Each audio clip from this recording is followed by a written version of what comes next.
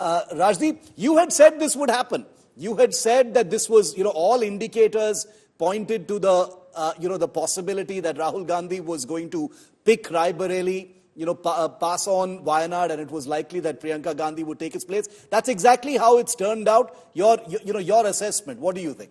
Shiv, I think it was pretty likely after the Congress's strong performance in Uttar Pradesh in particular, of course, in alliance with the Samajwadi Party, that Rahul Gandhi was under pressure to retain Raebareli and give up Wayanad. I can tell you that originally Rahul Gandhi had precisely the opposite thought. He thought that he had built an emotional attachment to Wayanad. His sister had been campaigning for her mother and then later for Rahul Gandhi in Raebareli. So she was better suited to Uttar Pradesh. Remember, she was General Secretary Uttar Pradesh a couple of years ago. But because of the nature of the verdict, it was felt that Rahul Gandhi, since he is the face of the Congress, he should stick now to Uttar Pradesh, which is ultimately the key to power in Delhi in the future. And then what role for Priyanka Gandhi Vadra? Interestingly, Shiv, last week what I was told, that the Congress intended to get a senior Kerala Congress leader to contest from Wayanad, possibly Mr. K.V. Muralidharan, who lost in Thrissur. Remember, Kerala goes to the polls in 18 months from now, and the Congress doesn't want to send out a message that it has abandoned Kerala or the Gandhis have abandoned Kerala. Now, where Priyanka Gandhi Vadra comes in, Shiv, is a bit of a strange equation. The belief was Priyanka Gandhi Vadra was being primed for an important organizational role. Remember, she is a charismatic figure in terms of attracting crowds. That's something that the Congress doesn't have too much of. They do not have too many charismatic orators or speakers who have a pan-India presence. So there was a feeling that Priyanka Gandhi Vadra will be made to play that kind of more roving role. As it has turned out, by her contesting from Wayanad, the only reason I can think of, Shiv, is the Congress doesn't want to send out a message that they have abandoned Kerala, where they got the highest number of their seats and where there are state assembly elections in just about 18 months. Very, very interesting. And, Rahul Gandhi in that press interaction, and I'll play that soundbite in just a moment, said, "Dhamki mili thi." He was threatened, so he picked Raebareli, is what Rahul Gandhi actually said in that bite. But Dr. Manisha Priyam, coming back to you, I want to focus for a moment on Priyanka Gandhi Vadra. We'll come to Rahul Gandhi next, because the news right now, as far as us journalists is concerned, is that Priyanka Gandhi Vadra is going to fight her first election. She's crisscrossed the country. She's been very visible, like Rajdeep said, she's addressed rallies. There have been viral moments. How do you see her stature, going forward from this point? So far, it has been, just short of actually taking the poll plunge. Now she will be doing it. So I think she's wizened up as a political leader. I do remember her foray into Uttar Pradesh politics in the 2019 elections. She was confused in terms of what she needed to do.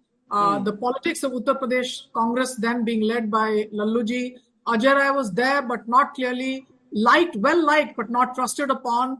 The SP Congress alliance had not worked in a previous state election, and therefore they kept their distance. And those are things that have now completely turned around. The SP and the Congress have worked together in Uttar Pradesh.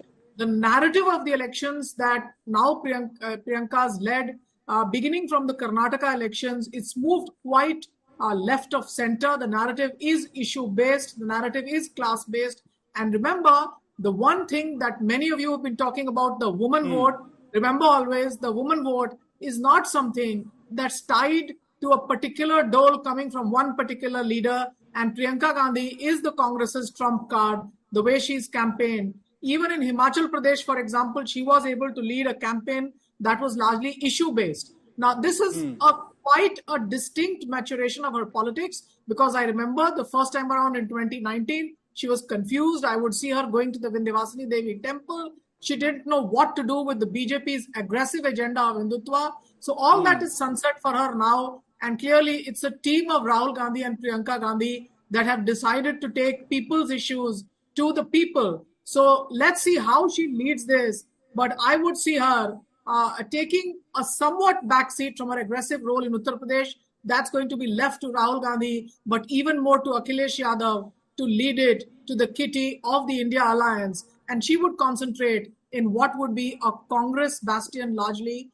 for the Congress party. So the India Alliance politics being left now for Rahul Gandhi to take over, for Mr. Kharge to be the leader of, and Priyanka Gandhi leading it in a bastion that the Congress party is comfortable with, and the southern states where the Congress does have a footprint in alliance with the DMK and on its own in the state of Telangana and in the state of Karnataka. Okay.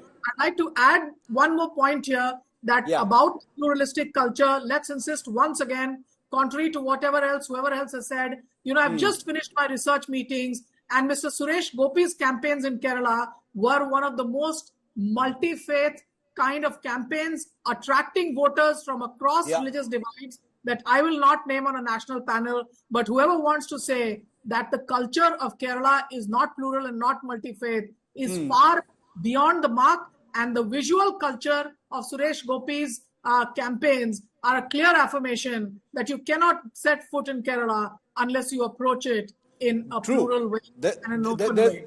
There's no other way to campaign in Kerala. I completely agree with that. I've reported from there as well. Shantanu, do you want to add to that? We're talking about Priyanka Gandhi now, potentially Priyanka Gandhi, in Parliament. How do you see that? We've been talking through this election. One of the talking points has been the popularity charts. Even though not terribly empirical, comparisons of popularity have been thrown about quite a bit, and I'll go to some figures a little later. But a Priyanka Gandhi potentially in Parliament, how do you see that in terms of the dynamics in the Lok Sabha? I think the bar for the Gandhi family by multiple panelists and experts is already kept very low. If they win 99 seats in the third attempt, and they are only eligible for a LOP, that made out to be a victory. In 2009 and 2022, she has been proven quite an electoral disaster in UP. And now she's going to a super safe seat. And is that showing us electoral prowess? I'm saying I can only laugh at it. Okay.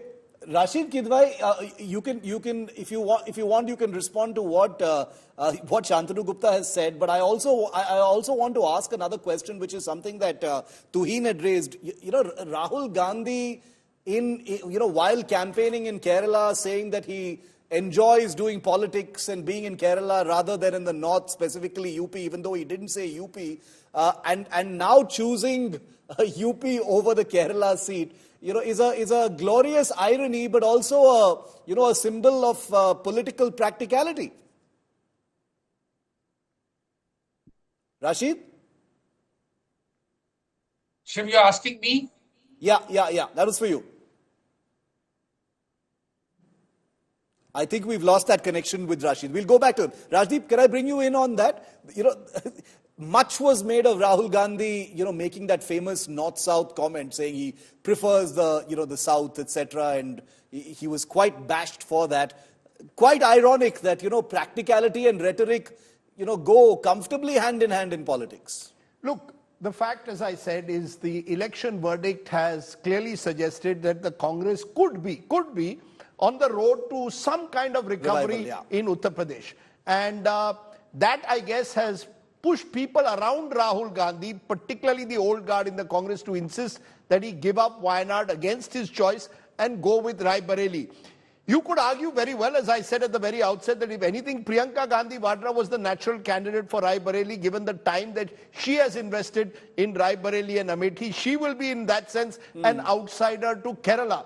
Look, this north-south divide, at the end of the day, you're quite right, is often played up depending on which side of the political divide you are. When the south gives you a large number of MPs, you will play up the southern comfort that you have. When the north gives you more MPs, you will be branded as a Hindi heartland party. Every party wants to expand. And I think from a logical, pragmatic point of view, the Congress has taken the right decision in Rahul Gandhi choosing Raebareli over Wayanad. Remember, also in Wayanad, your primary opponent is an India Alliance ally in the left front government. The question is, what role will Priyanka Gandhi Vadra now really play? Is she there in Wayanad only to fill this gap that the Congress in Kerala, the likes of KC Venugopal, do not want to send out a message that the Gandhi Nehrus have abandoned Kerala 18 months before a tough election that they have with the left front, where they could have an opportunity to form a government. What exactly will be the role of Priyanka Gandhi Vadra? In the election we saw, Shiv, yes, she started off by taking on Prime Minister Modi on the Mangal Sutra comment, on other comments that the Prime Minister made, but then shifted to spending 2 weeks in Amethi, where she was really the face in the battle that Kishori Lal Sharma, the winner, had against Smriti Irani. So it's still been unclear to me what exactly will Priyanka Gandhi Vadra's role be beyond just being Wayanad MP. I can't see her being confined only to Wayanad. Does she have a greater role? If that greater role is there, how will the power equations work within the Congress? I think these are signals that we will have to look out for in the next few months. But clearly this shows that the Congress is actually realizing that 99 seats that they've got needs to be taken to the next level if they are to be an actual contender for power. For once at least, both the Gandhi siblings seem to be willing to take the plunge. And for the Congress party itself, that might be a good thing.